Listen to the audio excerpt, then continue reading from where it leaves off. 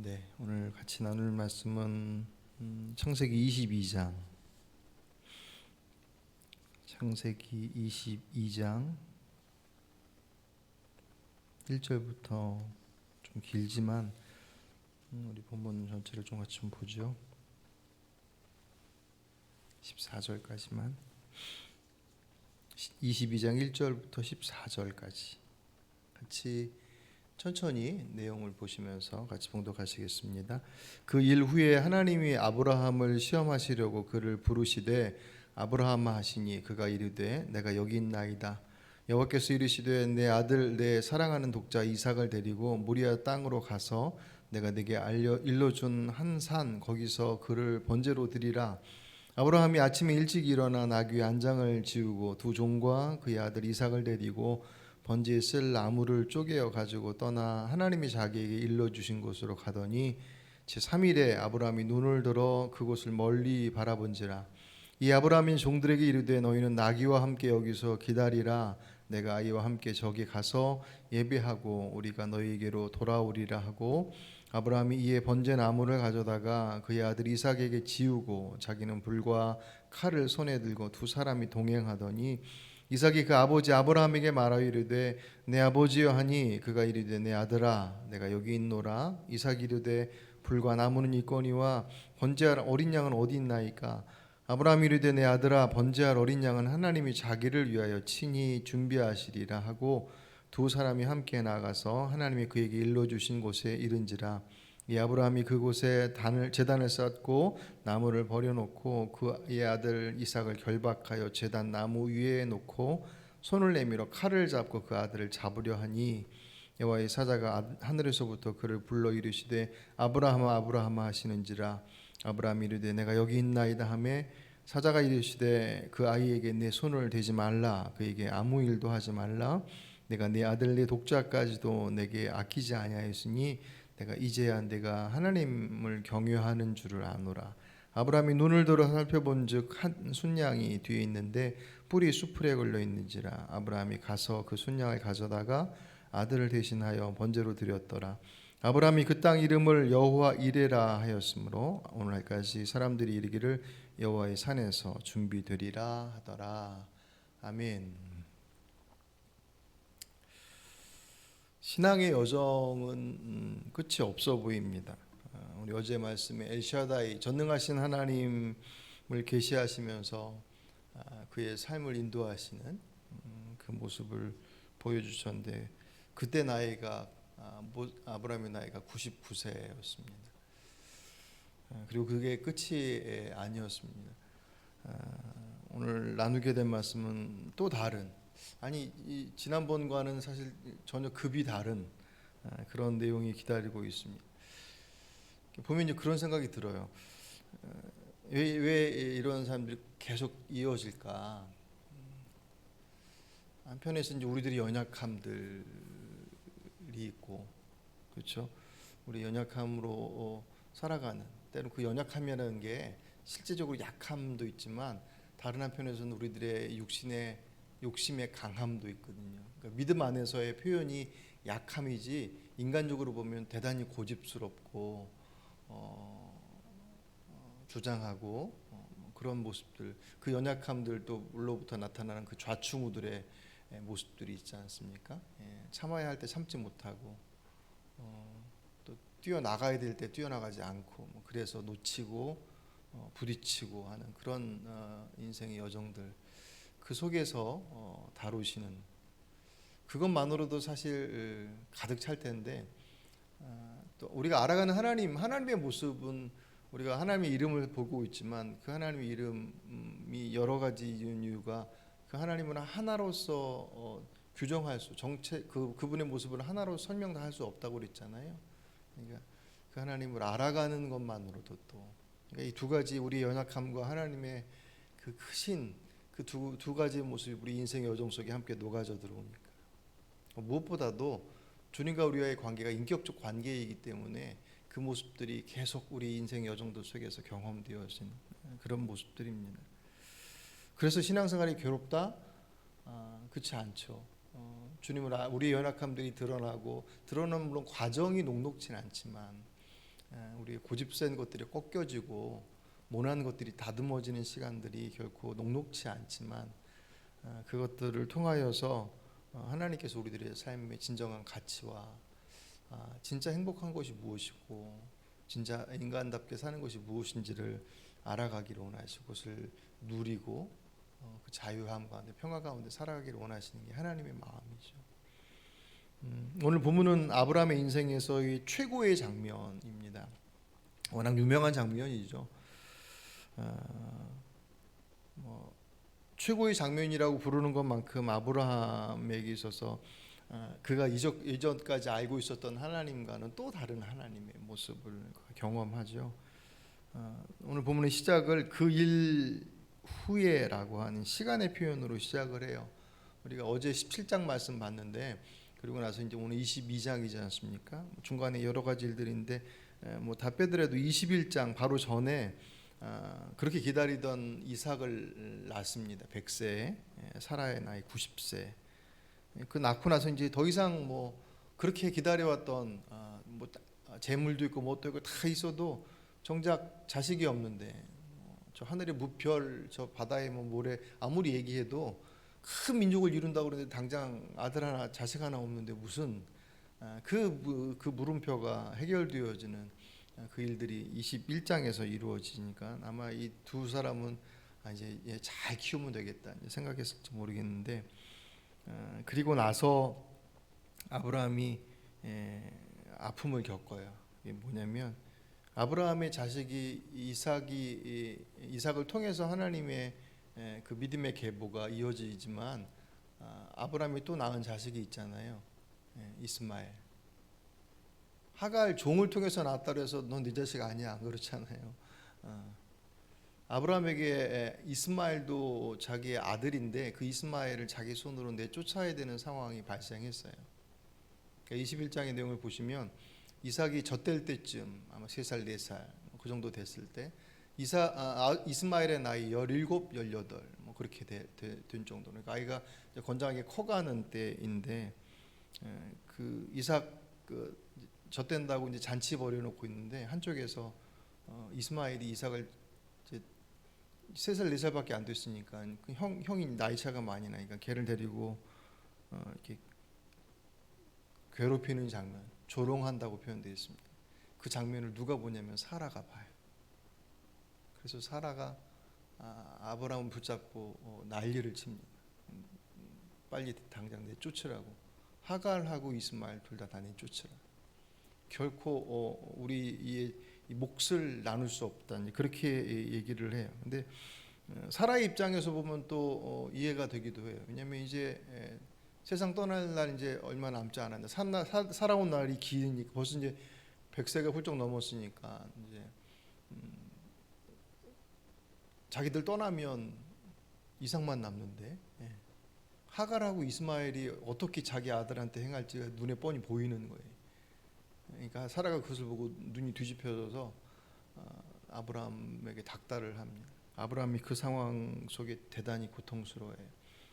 창세기 21장 11절 그런 아브라함은 그 아들도 자기 아들이므로 이 일로 마음이 몹시 괴로웠다.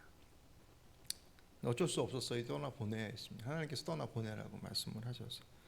그리고 난 다음에 오늘 장면이 이어지는 거예요. 이 일 후에 그 일 후에 하나님이 아브라함을 시험하시려고 그를 부르시대.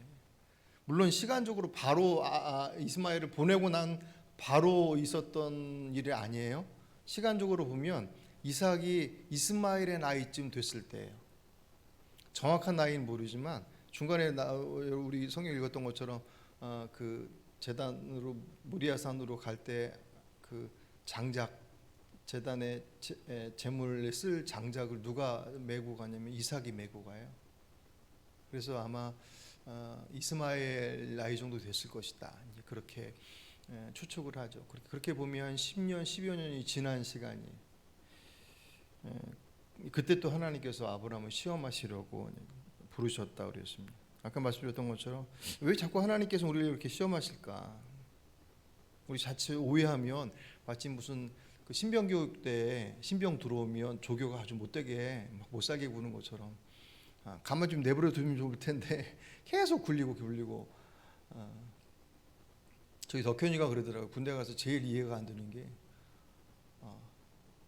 왜 그거를 굳이 안 해도 될 일을 가만히 안 내버려 두거든요. 뭐 예를 들어서 지금은 그럴지 모르겠지만 눈이 오는데도 눈이 그치고 나서 쓰는 게 아니라 눈 오는데도 계속 쓸고 나가라고 그래요. 뒤에는 눈이 계속 쌓이고 있는데 쓸고 지나가고 또 쓸고 가고 상식적으로 이해가 안 되는 건데 이제 시킨단 말이죠. 거기에 이제 점점 이제 처음에는 막 저항하다가 나중에는 익숙해져서 아무 생각 없이 그냥 쫓아가죠. 마치 그런 하나님처럼 그냥 가만히 이렇게 편하게 있는 것을 내버려 두지 못하시는 분인 것처럼 하나님의 모습이 우리를 막 닥달하시는, 좀 내버려 두시지, 그런 오해를 할 수 있는. 근데 하나님은 우리의 편한 꼴을 못 보시는 분이 아니시라고 하는 거. 그래서 이제 십자가를 이해하는 것이 정말 중요해요. 하나님이 어떤 분이신지를 알아야지 그분이 행하시는 일의 모습들을 다는 이해하지 못하더라도, 오늘 본문도 사실은 아브라함이 이해해서 그 일을 한 건 아니에요. 그게 합당하고 그럴만해서 쫓아갔던 것이 아닌 건 우리가 알지 않습니까? 그런 것처럼 주님께 하나님이 어떤 분이신지를 알면 우리들의 삶의 여정 속에서 도대체 이게 뭐지라고 하는 물음표를 던지는 일들에 엉뚱한 오해를 할 수 있는 소지를 많이 없앨 수 있습니다. 그러니까 그분은 우리를 구원하시려고, 인간을 구원하시려고 자기 아들을 내주신, 오늘 본문이요, 이 모리아산을 구약의 골고다라고 얘기해요. 마치 그 현장처럼. 물론 아브라함의 입장이긴 하지만 하나님께서 자신의 아들을, 인류를 구원하시기 위해서 내어주신 분이시고, 예수님께서는 자신이 하늘 보좌를 버리고 이 땅 인간이 되셔서 온갖 고초와 모욕과 죽음에까지 자신의 모습을 내어주셨어요. 그분이 하나님의 모습이거든요. 그 하나님께서 여전히 변함없이 우리의 삶 가운데 함께 하고 계신다. 그런데 그런 일들이 있었어요. 그분이 못된 분이었으면 못돼서 그랬을 거다라고 오해하고 욕하고 할 텐데, 그분이 절대로 그럴 분이 아니란 말이죠. 그 속에서 우리 안에 갈등 혹은 이제 뭐랄까요, 도대체 뭐지라고 하는 그런 물음표들이 계속 생겨나가는 것이죠. 아브라함에게 주신 충격, 마지막 오른 시험대는 충격적이었습니다. 오늘 2절 보시면 여호와께서 이르시되 내 아들, 내 사랑하는 내 독자 이삭을 데리고 모리아 땅으로 가서 내가 네게 일러준 한 산 거기서 그를 번제로 드리라. 천신만고 끝에 얼마나 그 과정, 어제 잠깐 봤긴 했지만 얼마나 그 우여곡절 끝에 백세의 아들을 낳아놓고 기적처럼 낳는데, 이제서 그 아들을 번제로 드리라는 건 몽땅 다 태워서 드리는 제사예요. 죽여서 그 아들을 손수 죽여서 태워서 보내야 되는 그 번제는 인신제사는 이방 우상들이 드려졌던 제사법인데, 굳이 아브라함이 100세에 나왔다고 얘기하지 않더라도 어느 아비가 자기 자식을 그렇게 인신제사를 드리라고 하는 그 일에 동의할 수 있는 사람이 누가 있겠습니까? 더군다나 앞에 설명해 드렸던 것처럼 1절에 그 일이 있은 이후라고 하는, 그에게 이스마엘이라고 하는 아들이 있었어요. 근데 그 아들이 17, 18 됐을 때 어쨌든 내보내야 됐습니다. 그리고 난 이후에 그 100세에 낳은 아들 이제 이삭밖에 없어요. 그 아이가 딱 이스마엘쯤 됐는데 또 그런 일인데, 이번에는 내보내는 게 아니라 죽여야 되는 상황이 발생을 해요. 아브라함의 마음 가운데 이삭이 차지하고 있는 그 크기가 얼마나 크냐면, 오늘 2절에서 하나님께서 이삭을 부를 때 뭐라고 부르시냐면 내 아들, 내 사랑하는 독자 이삭, 이렇게 세 가지로 딱 구분시켜요. 내 아들, 네 사랑하는 독자. 이삭 이름이 뜻이 웃음이잖아요. 100세에 무슨 아들 낳겠습니까? 피식하고 웃었던 그런 어떤 헛웃음이 아니라 그들의 기쁨이죠. 뭐 그 네 아들, 네 인생의 전부, 너보다 더, 네 생명보다 더 소중한, 모든 부모에게 자식은 그렇겠지만 아브라함에게서는 더할 나위 없을 만큼 그 아들을 주기라는. 그러니까 하나님의 시험의 크기는 아브라함이 이삭을 사랑하는 만큼의 그 크기에 비례해요. 아버지가 아들을 사랑하는데 뭐가 문제겠냐라고 생각할 수 있겠지만, 문제는 그 사랑이 하나님보다 앞선 게 문제예요. 하나님이 없는 자녀를 사랑하는 그것. 이게 이제 우리가 신앙생활하면서 제일 중요한 것이 이 우선순위의 문제지 않습니까? 같은 울타리 안에 있고 먼저 하고 나중에 하고 하면 되지 뭐. 우리가 서로 사랑하고 서로 함께 교제할 때야 양보하는 것들은 상관없지만 하나님을 사랑하는 자녀를 사랑하며 하나님 사랑보다 앞선다라고 하는 것, 그것은 하나님을 사랑하지 않는 것, 이것은 그냥 하나님과 아들을 둘을 같이 놓고 나서 누구를 더 사랑해라고 하는 어떤 사랑의 크기의 비교가 아니라 인생에 있어서 하나님께서 아브라함을 통해 이삭 그리고 야곱을 통해 그 복의 계보를 있겠다고 그러셨잖아요, 그죠? 근데 그 복의 제일 처음은 하나님께로부터 오는 건데 하나님께서 빠져버린 계보는 그건 의미 없거든요. 그건 철저히 인간적인 것들. 그 사랑이 크면 클수록 인간적인 냄새가 날 수밖에 없는. 그것은 굳이 아브라함이 아니더라도 세상에 얼마나 많은 이들이 지금도 여전히 그 자녀의 사랑을 향한 그 부모의 모습들은 아무리 세상이 뭐 이러네 저러네 하더라도 그것에 비할 수 있는 사랑이 어디 있겠습니까? 하나님 없는 사랑, 하나님보다 앞선 사랑은 결국에 복일 수 없다라고 하는 것은 분명한 거거든요. 지금도 마찬가지입니다. 그분의 뜻 앞에 보내신 그분의 뜻에 합당하지 않는 자녀의 사랑, 그 내 사랑이 크면 클수록 그 사랑은 왜곡될 수 있는 여지가 클 수밖에 없죠. 보내신 그분의 뜻과는 상관없는 나의 제한된 지식과 경험과 또 왜곡된 세상 속에서의 그 방식들을 따라가면 살리는 게 아니라 죽이는 길로 내몰 수밖에 없기 때문에 이때로부터 이 말씀을 듣고 나서부터 아브라함의 침묵이 시작이 돼요.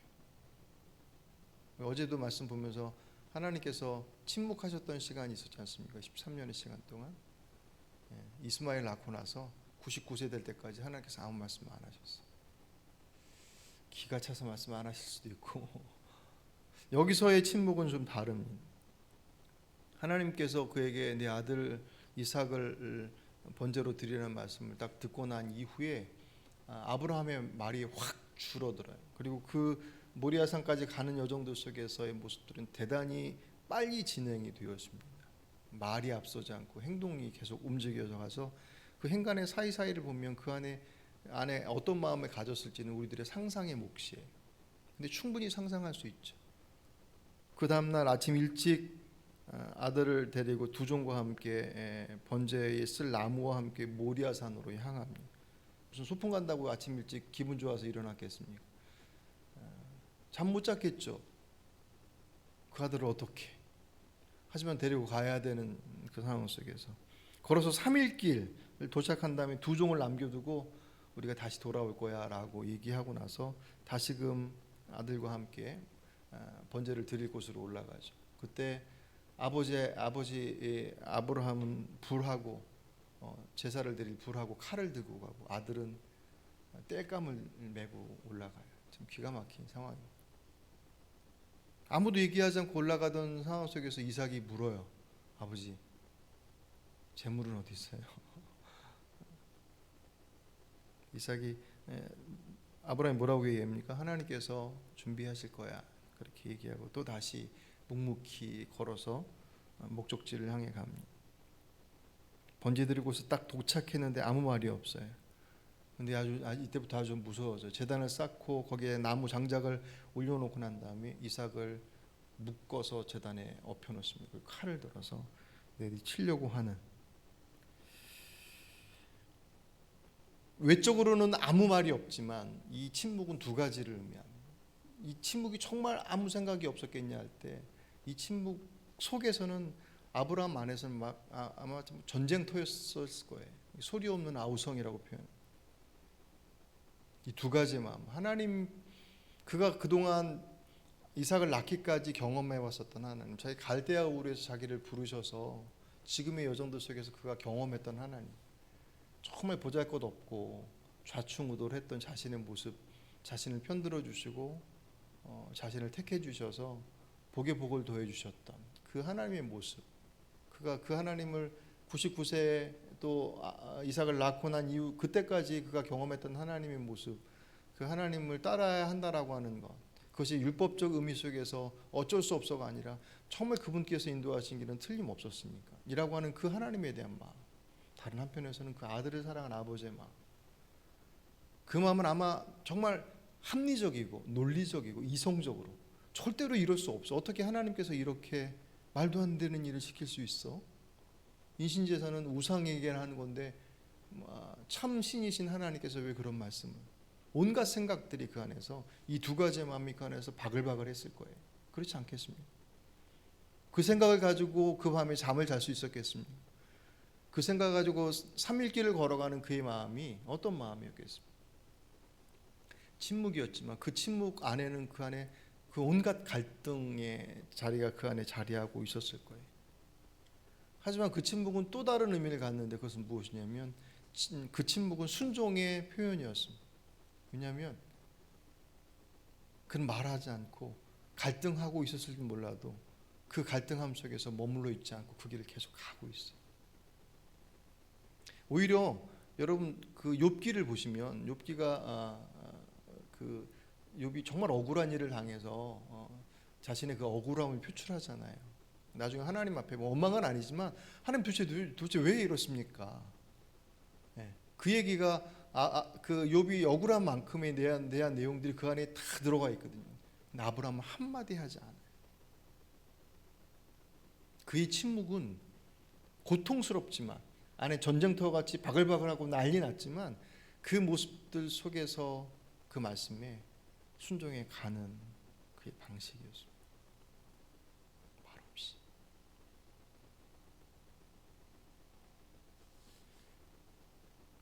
그 침묵을 깬 것이 아브라함이 아니라 하나님의 사자가 칼 들어서 내리치려고 그러니까 하나님의 사자가 급해서 부르죠. 아브라함아, 아브라함아. 그리고 칼을 멈추게 하신 다음에 그의 믿음을 인정하셔. 그리고 나서 보니까 아브라함이 그 뿔이 숲에 걸려서 있는 순양을 발견해서 그 순양을 대신해서 번제를 드리고 난 다음에 오늘 14절, 아브라함이 그 땅 이름을 여호와 이레라 하였으므로 오늘날까지 사람들이 이르기를 여호와의 산에서 준비되리라 하더라. 아멘. 그러니까 아브라함의 마음속에는 두 가지가 같이 공존했던 거예요. 말씀을 따라가면 그 아이가 번제로 드려져서 죽을 것이다라고 하는 것과 하나님께서 그 아이를 통해서 약속하신 것을 이루실 것이다라고 하는 이 두 가지, 결코 함께 공존할 수 없는 두 가지. 그래서 올라오던 길에 가던 길에 그 종 둘한테 우리들이 여기서 예배 드리고 다시 올 거야, 우리라고 표현해요. 그리고 아들 이삭이 재물은 어디 있어요? 라고 물었을 때 하나님께서 준비해 주실 거야.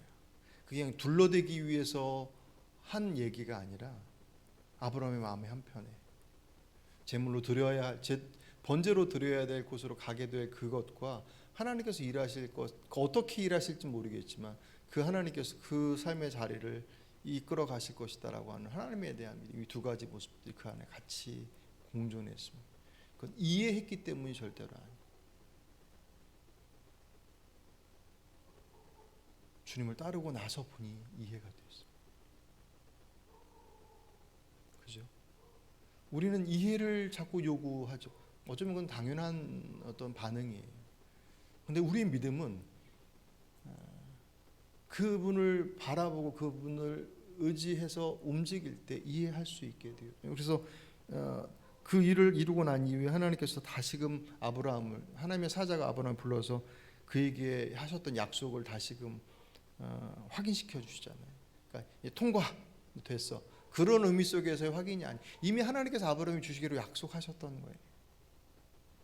하지만 그 약속은 그냥 저절로 이루어지는 것은 아니더라는 거죠. 예. 뭐 시험 패스해서 그런 어떤 그런 고난이도에 올라가야지 그런 의미 속에서가 아니라 결국 하나님의 약속은 그 하나님의 약속을 이루기 위해 그 과정들을 한 차례 한 차례 다 밟아서 가게 되더라는 것이고, 그것은 결코 우리들을 괴롭고 힘겹게 만들어가고자 하심이 아니라 우리에게 가장 온전함을 이루시기 위한 하나님의 선택과 결정과 인도하심들 속에 있더라. 그래서 그 하나님 준비하신 하나님. 혹시 하나님께서 여러분에게 이삭을 요구한 것 같이 요구하시는 것들이 있습니까? 그럼 큰일인데. 이삭 무엇이 필요할지를 아신. 우리 마태복음 6장에 보시면 예수님께서 그 말씀 주시잖아요. 너희는 기도할 때에 이방인 사람들처럼 빈말을 되풀이하지 말아라. 그들은 말을 많이 하야만 들어주시는 줄 생각한다. 그러므로 그들을 분받지 말아라. 하늘에 계신 아버지께서는 너희가 구하기 전에 너희에게 필요한 것이 무엇인지 이미 알고 계신다. 아멘. 지지고 볶는 그 마음을 가지고 모리아산으로 올라가는 그 아브라함, 하나님께서 그에게 무엇이 필요한지를 이미 알고 계셨죠. 하나님께서 왜 그에게 그것을 요구하셨을까? 결국 그 산에서 이삭이 죽지 않고 내려왔잖아요. 그러니까 그 시간을 쏙 빼면 아무 일 없었다는 듯이 두 사람의 모습이 멀쩡했겠느냐 할 때 그럴 수 없죠. 전혀 다른 그 하나님에 대한 이해가 이삭과의 사건, 이삭에 대한 사건 이전과 그 이후는 아브라함의 믿음에 있어서 또 다른, 하나님께서 그의 믿음을 인정하셨다라고 하는 차원하고 별개로 그에게 있어서 하나님에 대한 아마 그 과정 속에서 막 자글자글 하면서 어떻게 해야 되나 막 그렇게 들끓었던 그 마음들이 모리아산에서 칼 들어서, 물론 아브라함도 애쓰긴 했지만 하나님께서 준비하신 것들을 보면서 내가 그래도 내가 하나님을 온전히 믿고 있다고 생각했는데 아직도 멀었구나라고 아마 자신의 모습, 그 연약함들을 발견했을 것이고, 여전히 변함없이 자신의 삶을 가장 온전한 길로 인도하신 주님을 그가 더 깊이 경험했을 것입니다. 똑같이 적용한다면 저나 여러분에게 요구하신 것이 꼭 이삭을 드리는 것과 같은 크기의 모습이 아닐지라도, 어쩌면 다른 사람들이 볼 때 그게 뭐야 라고 싶을 정도로 작은 것일지 모르겠지만 내게 있어서 심정적으로 마치 이삭을 드리는 것처럼 이해되지 않고 꼭 굳이 그렇게까지 해야 돼 라고 생각되어지는 어떤 신앙적 결단과 선택들이 내게 도전으로 다가온다면, 그것은 하나님께서 우리의 소중한 것을 빼앗아 가시기 위해서가 아닌, 백세에 낳은 아들 이삭을 데려가시기 위한 하나님의 꿍꿍이가 아닌 더 크신 하나님, 걱정하지 마, 내가 준비하자 라고 하는 그 하나님의 모습을 보여주시고 알게 하시긴, 그래서 그것을 알고 그 풍성함을 누리기를 원하시는 하나님의 마음을 오늘 여러분에게 도전하시는 그 도전의 자리들 속에서 경험하시기를 바랍니다. 변함없으신 하나님께서 가장 온전한 길로 인도하실 그 주님의 인도하심들을 말씀 안에서 고백하시고 그 길을 따라 순종해 나가시는 복된 여러분의 삶이 되시길 주의 이름으로 축복합니다.